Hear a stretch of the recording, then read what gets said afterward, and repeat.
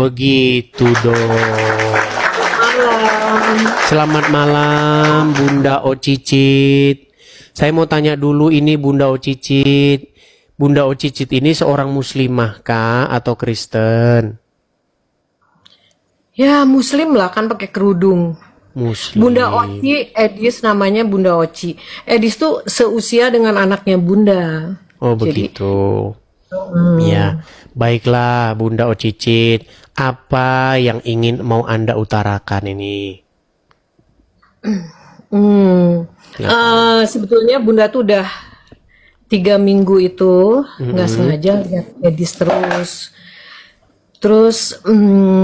kok seneng ya, terus banyak yang benar gitu, terus gimana ya kaget aja jadinya, karena selama ini kan yang Bunda imani, bukan imani sih, yang Bunda ikuti itu kan Al-Quran.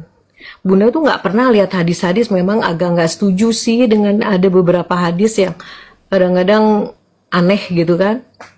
Misalnya apa Jadi, saja itu Bunda? ya itu contohnya yang suka dibahas kayak apa sih? Yaitu menikahi anak kecil yang masih kecil, terus punya istri boleh istri 4. Jadi sebetulnya agak bertentangan dengan hati. Jadi Bunda lebih ke Al-Quran ya. Tapi kan Al-Quran tuh baku. Nah sejak nonton Edis itu tuh jadi kebuka semuanya, apalagi Edis ngebahasnya hadis gitu kan. Masa sih kayaknya nggak percaya masa ada nabi kayak gitu. Karena jadi sedih juga sih. Kecewa ya selama ini. Ternyata nabi yang saya imani selama ini kok begini gitu ya.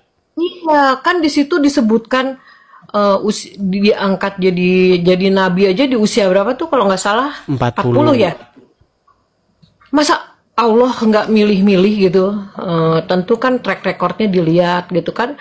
Beda ya, maaf gitu. Kalau Isa kan memang dipersiapkan gitu dari lahir sudah seperti suci gitu kan. Tapi begini, Bunda Ocicit, ini banyak orang. Bunda Oci. Cicit itu panggilan Bunda lagi kecil, nama Bunda itu Bunda Rosi, Oci. jadi dipanggilnya Bunda Oci. Baik Bunda Oci. Begini Bunda Oci. Jadi karena di sini itu tidak boleh orang tuh asal ngaku-ngaku untuk dalam tanda kutip seperti membuat agama Islam tuh tersudut. Nggak boleh. Di sini dilarang keras orang pura-pura jadi Islam untuk mengatakan hal-hal yang negatif tentang Islam. Saya mau tes dulu kalau memang benar-benar Bunda Oci ini betul-betul seorang muslimah. Coba bacaan-bacaan sholat kah? Bacaan-bacaan Al-Quran kami mau dengar. Silakan. Qul a'udzu birabbin nas malik. Bismillahirrahmanirrahim. Qul a'udzu birabbin nas malikin nas ilahin nas min syarril waswasil khannas allazi yuwaswisu fi sudurin nas minal jinnati wan nas. Baik, nih sah ini muslimah ya muslimah. Ya, jadi sekarang ini kami pengen tahu nih Bunda Oci, sejak nonton Edis TV, apakah iman Bunda Oci ini jadi berbeda sekarang? Tidak sama seperti dulu lagi imannya terhadap agama Islam?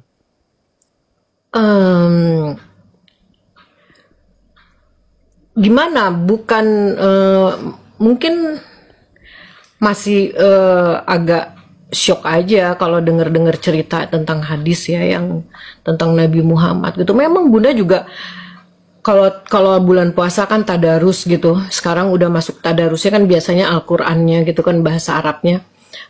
Tapi belakangan ini kan udah mulai terjemahan gitu.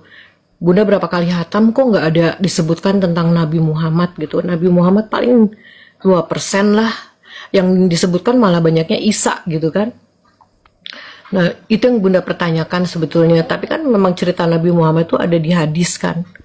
Cuma emang Bunda kan nggak pernah kurang ini hadis, karena kalau tausiah atau ke pengajian di masjid atau di mana, kadang ya hati kan yang bicarakan hati ya, agak kurang setuju gitu. Ya tapi intinya adanya Edis tuh seneng gitu, akhirnya Bunda jadi tahu tentang mengenal sosok Muhammad gitu kan. Malah ada cerita di sini. Sebetulnya kalau ada ustadz yang mahir agama, mungkin kalau naik sih Bunda seneng gitu ya. Tapi itu kalau akhirnya Bunda menemukan memang di ilmu hakikat pertanyaan itu sedikit lah gambaran. Hanya ustadz-ustadz ini karena masing-masing ilmu beda, yang syariat itu yang dalam Quran menjalankan kehidupan sehari, jadi Bunda nggak pernah ketemu. Tapi kayaknya agak nyambung-nyambung dengan Pak Cakra, dengan The Truth. Cuman baru sama Edis ini Bunda baru bisa naik gitu. Padahal ngikutin terus tiap jadi begini Bunda Oci. Jadi kalau kita bicara agama Islam dan bicara agama Kristen, sebenarnya kita ini sama-sama orang yang tidak pernah berjumpa dengan Yesus dan tidak pernah berjumpa dengan Muhammad. Kita hanya membaca kesaksian dari orang-orang yang pernah berjumpa dengan tokoh-tokoh tersebut. Kalau kita membaca Injil, Injil itu memberitakan kesaksian dari para saksi mata tentang apa yang mereka lihat, apa yang mereka raba. Ada di dalam tertulis dalam Injil Yohanes, bahwa apa yang kami beritakan kepada kamu tentang firman yang hidup, yaitu tentang apa yang kami lihat dengan mata kepala kami sendiri, apa yang kami raba dengan tangan kami sendiri. Nah, ketika kita membaca apa yang ada dalam literatur agama Islam juga seperti itu. Si fulan berkata, menurut si fulan berkata, kata si fulan, akhirnya kata Muhammad. Nah, jadi buku-buku yang katanya berasal dari para saksi mata ini kita periksa. Nah, ternyata kalau menurut keterangan para saksi mata, Muhammad dia tidak pernah mati kemudian keluar lagi dari kuburan. Dia tidak pernah bangkit dari kematian. Yang menjadi akal kita, yang membuat kita berpikir adalah, lalu bagaimana kita bisa percaya dengan segala omongan dia? Kalau hanya kata wahyu, saya dapat wahyu, semua bisa ngomong. Lia Aminuddin dapat wahyu, Ahmad Musedek dapat wahyu, semua dapat wahyu kalau masalah ngomong dapat wahyu. Jadi cerita-cerita Muhammad seperti nanti di dalam kubur ditanya siapa Tuhanmu, siapa nabimu, ya kan? Disiksa dalam alam kubur.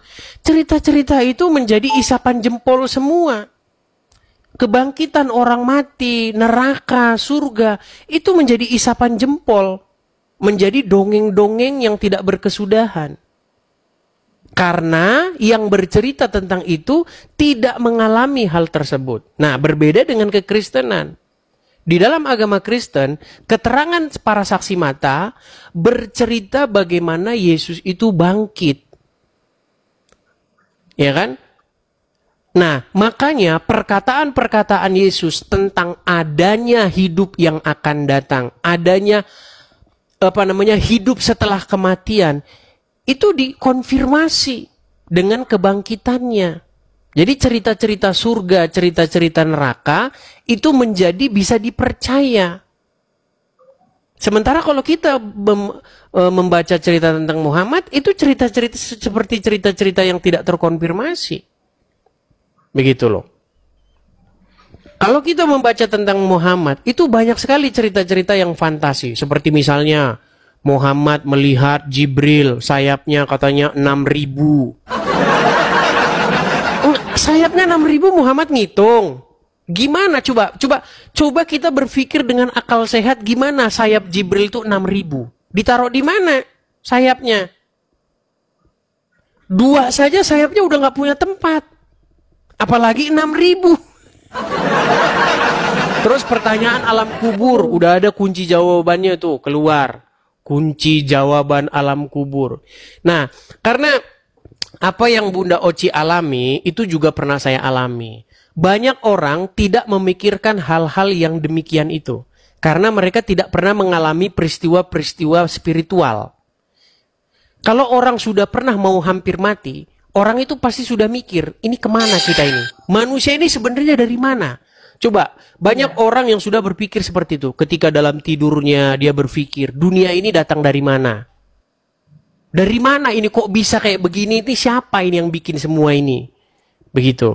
Terus kita ini dari mana? Mau kemana kita ini manusia ini? Nah, ketika orang sudah menyadari hal yang terdalam itu, biasanya dia akan cari tahu. Seperti itu.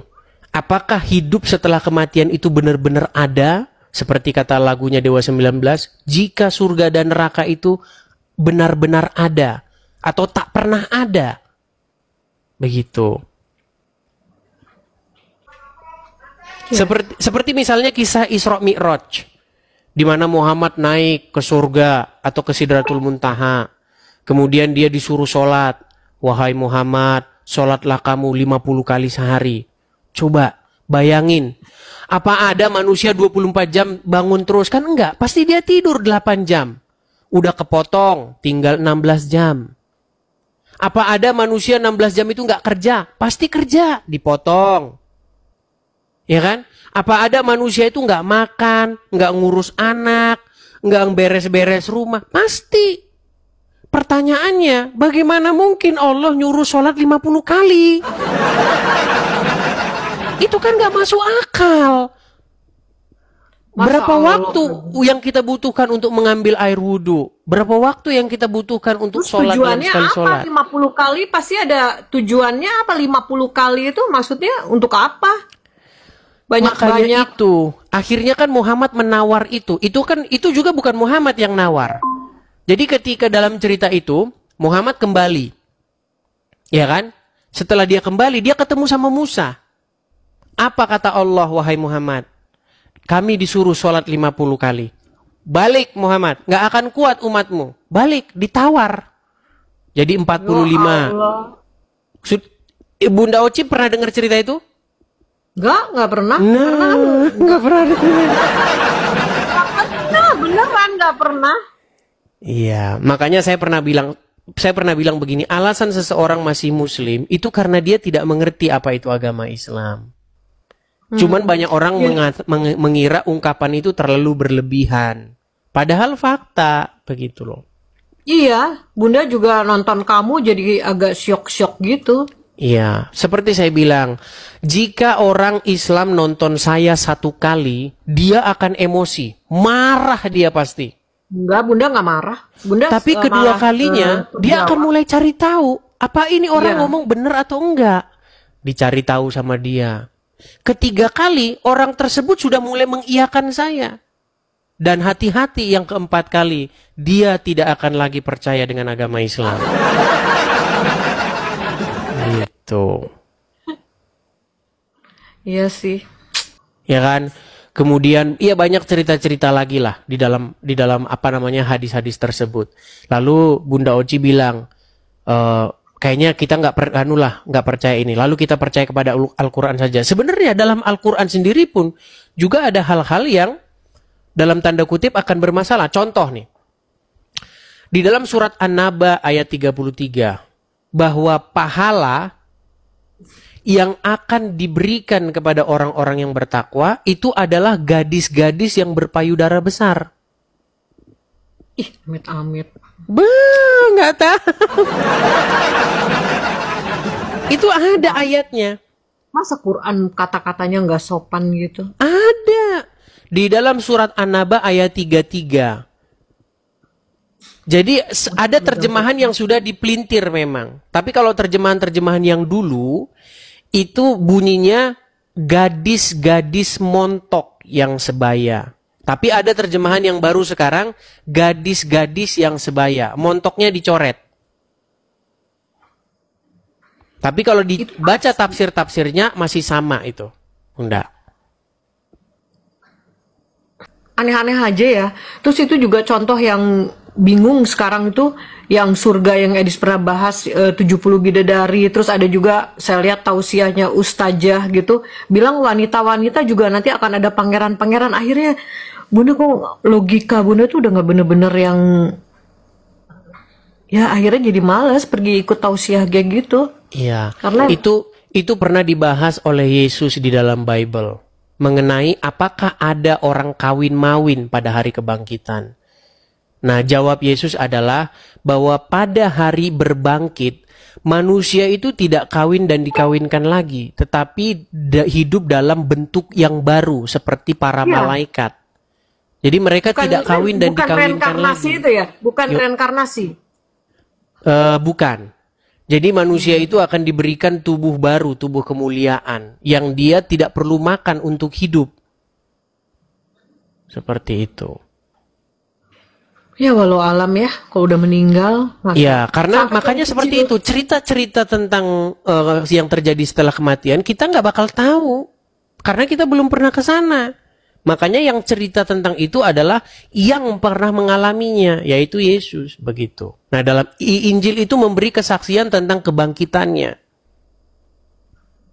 Seperti itu.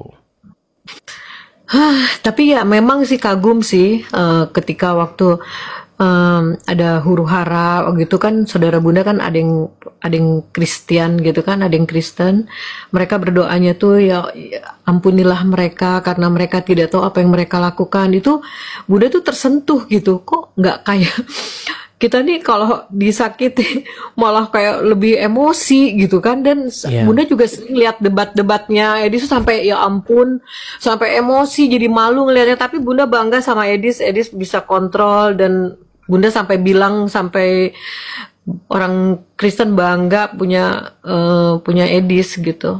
Jadi begini, banyak orang mengkritik ajaran kekristenan begini. Kristen itu ya diajarin nggak balas katanya. Masa dianiaya nggak balas? Masa dijahatin nggak balas? Kalau Islam nggak seperti itu, Islam harus balas. Gini, kita ini kalau ngomongin balas-balasan, nanti nggak ada ujungnya. Makanya peperangan itu saling bertumpahan darah yang tidak ada ujungnya, permusuhan yang tidak pernah berakhir, itu adalah yang saling balas-membalas. Contoh, keluarga A, ya kan, menyakiti anaknya keluarga B. Sesuai dengan ajaran Islam, balas. Kalau dibalas, mereka sakit lagi, balas. Jadinya dendam kesumat, turun-temurun. Cucu-cucunya juga ikut saling balas-membalas. Begitu loh. Kalau kita nurutin emosi, kita nggak selesai. Kenapa sih orang mengangkat parang kemudian membunuh orang? Karena dia nurutin emosinya. Gitu loh. Nah, di dalam ajaran agama Kristen itu yang seperti itu yang ditentang oleh Yesus itu. Kalau kamu hanya berbuat baik terhadap orang yang berbuat baik kepada kamu, berarti itu namanya impas. Contoh, orang sudah baik sama kita, kemudian kita baik sama dia, artinya impas. Nggak punya kelebihan. Tetapi kalau orang jahat sama kita, tapi kita balas dengan kebaikan, nah disitulah kelebihannya, begitu loh. Kalau nurutin balas-balasan ya nggak ada ujungnya. Sampai kapan? Begitu. Itu kemarin sampai bunda nonton apa sih channelnya yang itu, yang kemarin adik kita yang dari kepercayaan mana tuh, dia sampai sedih ngelihatnya di channelnya apa, sampai dimaki-maki. Ya Allah, kok sampai kayak gitu. Kok ya Muslim kayak gitu ya, Islam kayaknya nggak ngajarin seperti itu. Ada yang kepercayaan yang Al-Mahdi itu. Oh iya. Ya, tapi begini, yang saya maksudkan begini, kalau kita bicara tentang dalam tanda kutip kekerasan dalam agama Islam, itu memang watak itu sudah ada dari zaman Muhammad. Begitu loh. Di dalam Al-Quran surat Al-Fat 29 dikatakan begini, orang-orang yang bersama-sama dengan Muhammad itu keras kepada orang kafir, tetapi berkasih sayang sesama mereka. Nah, kalau kita betul-betul menelusuri ayat itu secara mendalam, maka orang pasti akan meninggalkan agama Islam. Masalahnya orang Islam ketika baca Al-Quran, mereka tidak akan meresapinya. Mereka itu hanya melantunkan huruf-huruf Arabnya dengan merdu kemudian menangis. Tapi artinya apa? Tidak tahu. Makanya orang Islam tidak pernah mengerti isi Al-Quran. Ya memang. Al-Quran juga kata-katanya baku gitu, harus dibahas, harus dijabarkan sama yang ahlinya. Kalau enggak kita bingung dengan kata-katanya. Kalau Bible kan, karena kan ada keluarga yang Kristen, kayaknya sederhana kata-katanya, gampang dicerna gitu kan. Yang diajarkan kasih sayang tuh kelihatan udah. Islam tuh mengajarkan kebaikan, tapi karena bahasanya rancu, jadi mungkin kita jadi harus bertanya sama ustadz, sama yang ahli gitu kan. Itu jadi prosesnya agak lama.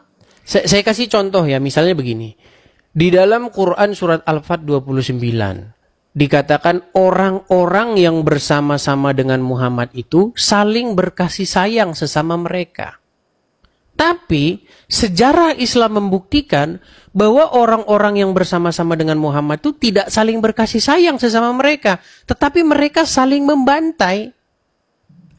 Setelah Muhammad meninggal, terjadi pertikaian internal umat Islam. Contoh misalnya, ketika Muhammad meninggal, istri Muhammad yang namanya Aisyah itu bersekutu dengan Tolhah, dengan Zubair, melawan pasukannya dari Ali, menantunya Muhammad. Jadi istrinya Muhammad ngelawan menantunya Muhammad. Itulah yang terjadi dalam perang Jamal, disebut perang Jamal. Karena Aisyah dan para pengikutnya itu mereka menunggangi unta. Jamal itu artinya unta.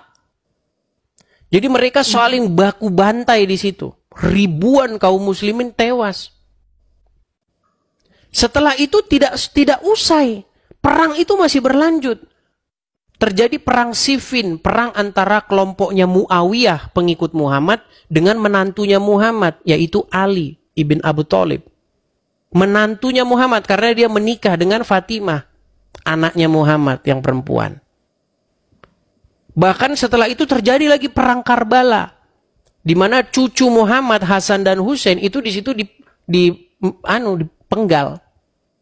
Jadi perang terus. Bisa tahu, Edis hafal ya. Saya sangat tahu sejarah agama Islam. Sejarah agama Islam itu penuh dengan darah.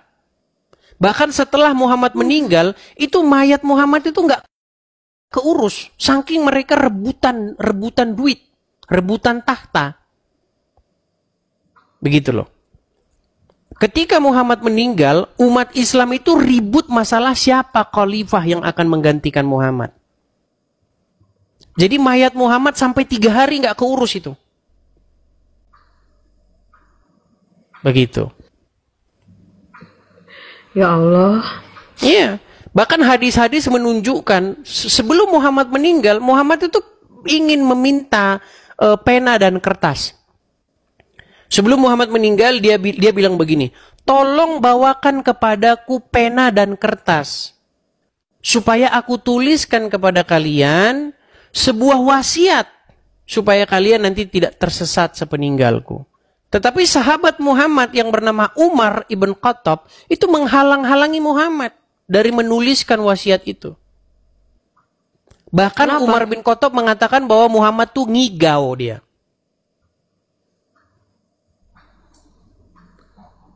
Kenapa Umar menghalangi? Karena menurut orang-orang Syiah, Umar itu ingin menghalang-halangi Muhammad menunjuk Ali ibn Abu Thalib sebagai penerus dia. Makanya orang Syiah dengan orang Sunni itu nggak akur. Karena menurut orang Syiah, seharusnya Muhammad itu ingin menuliskan bahwasanya menantu dia, yaitu Ali ibn Abu Thalib, yang menjadi khalifah. Seperti itu. Nah, itu ada ayat-ayatnya dalam Al-Quran di mana Muhammad itu mengancam 2 istrinya. Di dalam surat Al-Ahzab itu. Surat Al-Ahzab ayat yang ke Al-Ahzab atau At-Tahrim itu. Ayat yang ke-4. Bagaimana di situ, jika kamu berdua bahu-membahu menyusahkan Nabi, maka ketahuilah bahwa para malaikat, Jibril, orang-orang mukmin akan membantu Muhammad. Ya itu panjang cerita itu. Kalau orang-orang muslim awam memang banyak tidak tahu itu, begitu. Enggak, memang Bunda cerita-cerita Nabi Muhammad tuh karena kan di pengajian aja perdebatan hadis tuh kan ada gitu. Jadi Bunda malas nih sahih apa enggak gitu. Apalagi dengar cerita-cerita seperti itu kan. Jadi nggak terlalu. Jadi yang Bunda jalani adalah berusaha berbuat baik aja, menjaga hati supaya tetap baik gitu, positive thinking. Jadi hanya itu aja. Tapi untuk hal-hal yang lain lebih jauhnya justru Bunda taunya setelah nonton channelnya Edis. Iya. Padahal kalau dalam agama Islam tidak seperti itu. Dalam agama Islam itu yang penting mengucapkan 2 kalimat syahadat. Maka orang tersebut masuk surga. Walaupun dia berzina, walaupun mencuri, masuk surga. Yang penting 2 kalimat syahadat itu. Makanya bertentangan begitu. Jadi hijrah itu adalah definisinya menutup aurat. Itu definisi hijrah. Iya. Apakah Anda sudah menutup aurat belum? Bangga banget kalau menutup aurat. Tapi yang di dalam pikiran mereka aurat itu hanya rambut saja, rambut kepala. Padahal hakikatnya yang ditutup itu hati kita ya, dari nafsu jahat. Rambut, Allah menciptakan, Tuhan menciptakan sesuatu pasti ada manfaatnya kayak rambut. Jadi sebetulnya kayak hijab gini bukan ukuran ketakwaan ya seseorang. Betul sekali. Bahkan sebenarnya hijab-hijab ini, apalagi Bunda Ocit kan jauh lebih tua daripada saya. Zaman-zaman dulu, zaman-zaman film Lupus, ya kan? Yang punya permen karet dan lain sebagainya. Ada gitu orang pakai jilbab zaman dulu? Nggak ada. Iya. Coba saya mau tanya Bunda Ocit, zaman sekolah ada jilbab nggak? Nggak ada. Jadi ini budaya Islam, budaya Arab yang diadopsi sama kita, akhirnya diterapkan oleh ulama-ulama supaya berhijab. Padahal sebenarnya kalau ditelusuri, bisnis tukang jual jilbab. Iya, nggak ada dulu perempuan-perempuan pakai jilbab itu nggak ada. Gitu loh. Tapi benar jadi boros beli jilbab melulu pas baru. Jilbab terus. Makanya setiap hari wajib tutup aurat. Sejak kapan rambut itu jadi aurat? Quraisy Shihab pernah ngomong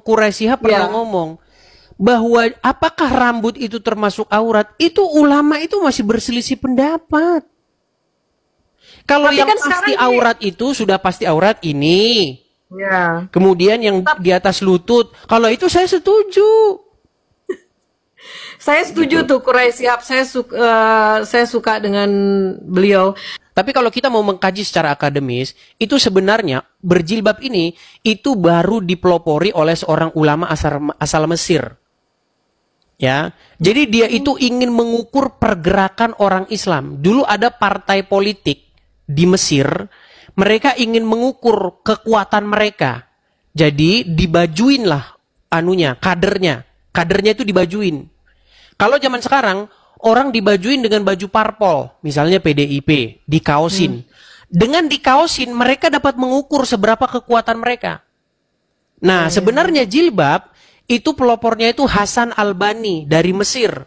Mereka ingin mengukur kekuatan umat Islam. Makanya perempuannya digituin. Ditutupin kepalanya.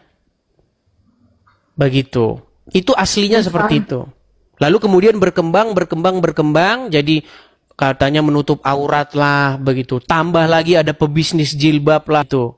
Kemudian tambah lagi dibikin hadis-hadis. Kalau perempuan kelihatan rambutnya sehelai saja, maka akan 70 tahun di neraka. Ada. Perempuan yang menampakkan satu helai rambutnya kepada seorang yang bukan muhrimnya akan dihukum 70 tahun di neraka. Tapi hadis itu juga saya manfaatin. Karena dulu begini. Dulu saya itu punya pegawai muslimah. Dia kalau habis dari kamar mandi, itu rambutnya itu numpuk di selokan air. Saya bilang sama dia, kamu tahu nggak, menurut hadis satu helai rambut wanita itu akan 70 tahun neraka. Dia ketawa dia, nggak percaya. Saya tunjukin hadisnya. Setelah saya tunjukin hadisnya, besok dia rambutnya tidak numpuk lagi di situ. Ada hadisnya.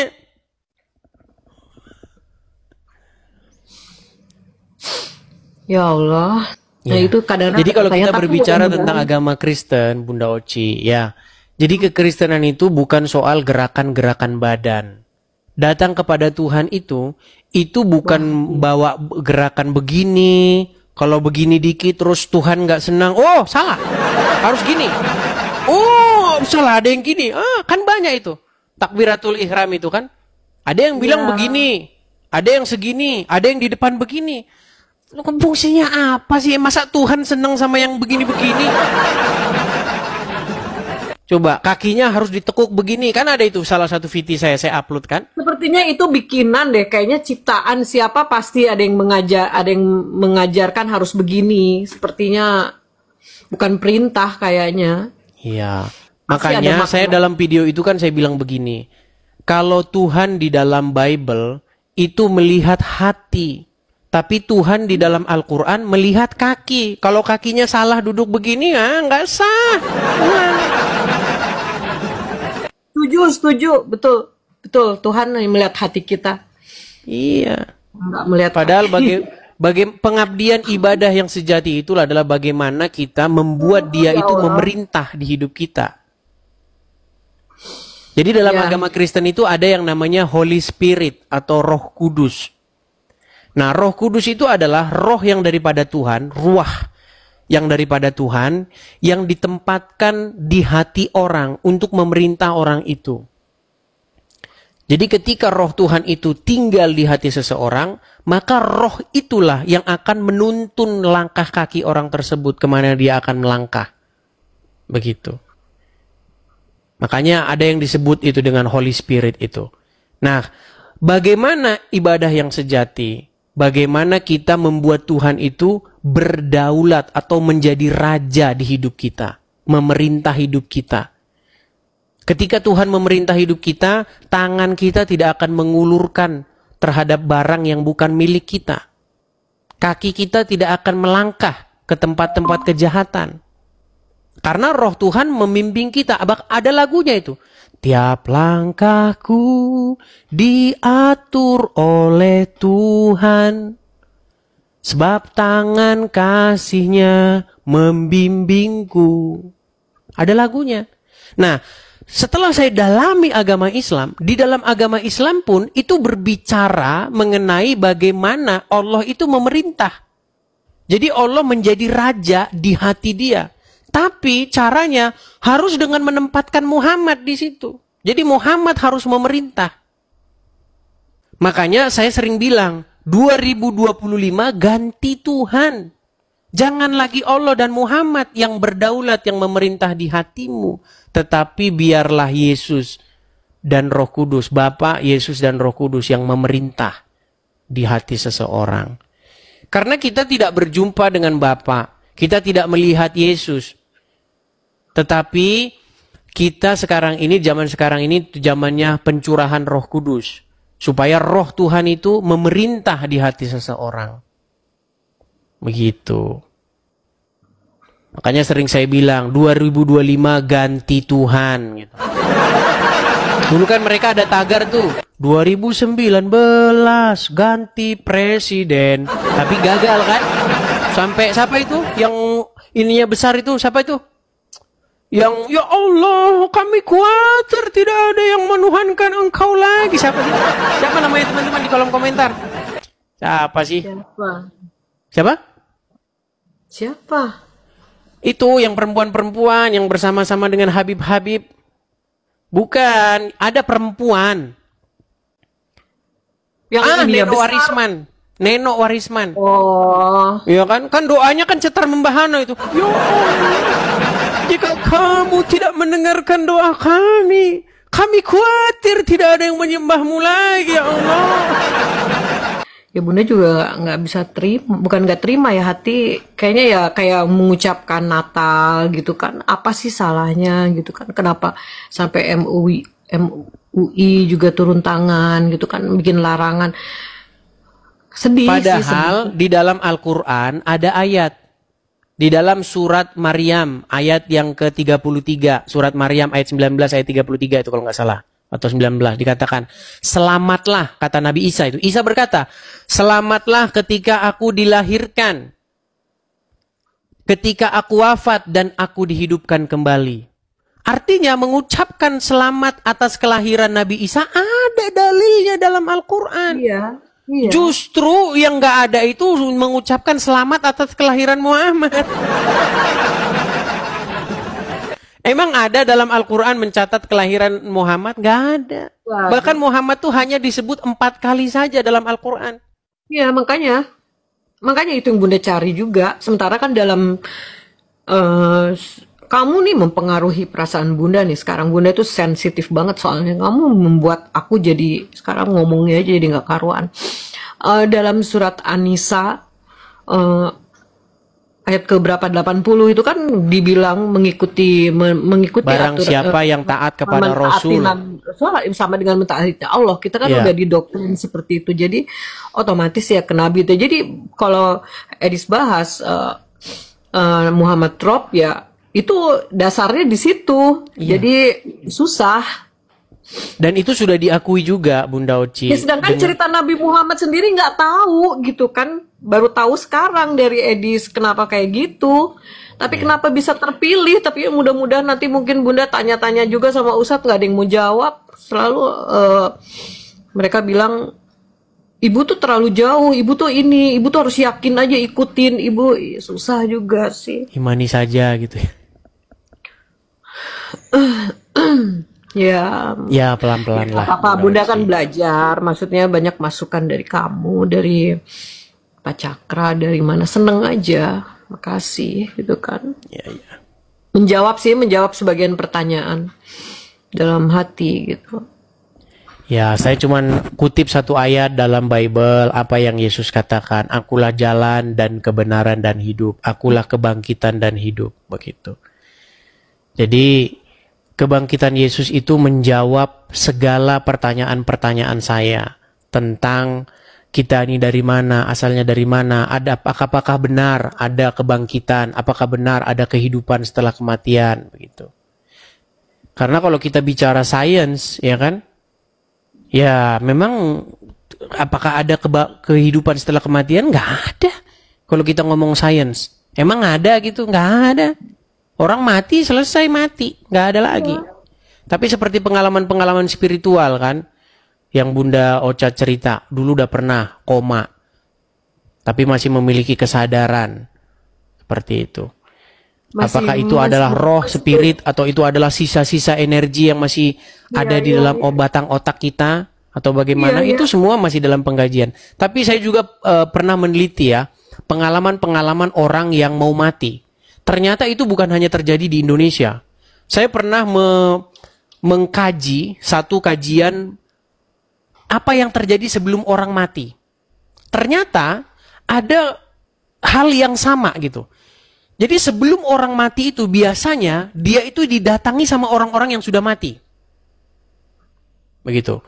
Beberapa hari sebelum orang mati, ada orang mati yang datang ke rumah ngetok pintu. Terus si orang ini bilang, si Anu datang, si siapa begitu. Dia nyebutin orang-orang yang udah mati.